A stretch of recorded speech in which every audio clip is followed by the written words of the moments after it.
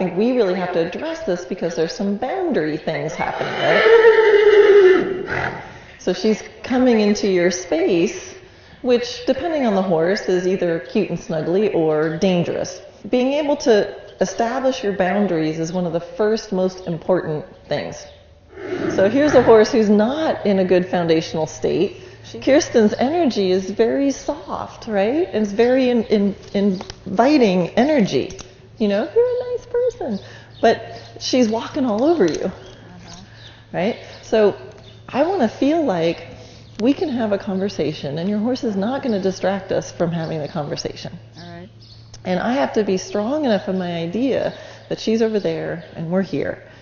And this is a great chance to up your leadership skills, because followers watch leaders. So every time I can't talk to you and I have to go watch her, who am I putting in the leadership role? I'm watching her.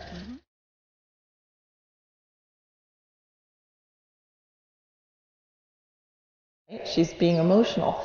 So I can't necessarily really talk to her, but I can still do things that are going to up my leadership. Right? Okay. And so that way it can keep you. So she just licked. She just licked. Okay? So I can use all my senses to go, I just felt her lick, and then she put her head down. So part of me is going, oh, licking, putting her head down, showing a sign of relaxation. That's awesome. If I felt she was the kind of horse who wanted contact, then that would be a good time for me to go connect with her. Nope. So I want this horse in a state of partnership with me. She licked again, put her head down, blinking. These are signs that I'm going to be looking for. And she wondered, that's okay. It's not interrupting my ability to have a conversation with you. That's okay. So I give her a little room to look. That's fair enough. She can look, but they're whinnied, but head down, licking and chewing. She's starting to inspect her immediate environment. She's breathing. These are all really good signs. So for some horses, I would just leave them alone. If she was a snug, hi, that's the first time she said hello. That's awesome. She stepped a little closer, it doesn't feel bad. So I'm going to say, okay, I might even go to her. You want to rub on the horsey handshake area? Awesome. No, that's too close. Horses love this. They understand this. Sometimes if you up your leadership, they appreciate it. They're like, oh, thank God, someone else is in charge. This feels nicer, right? This is nice to be around. So all I did was I made a deal. There's one thing that's not negotiable. You can't come in with this within this space. Not negotiable. She totally gets that. Horses totally get that. That's not an offense to them, even though I had to flail a little bit. They're like, oh, okay, I get that.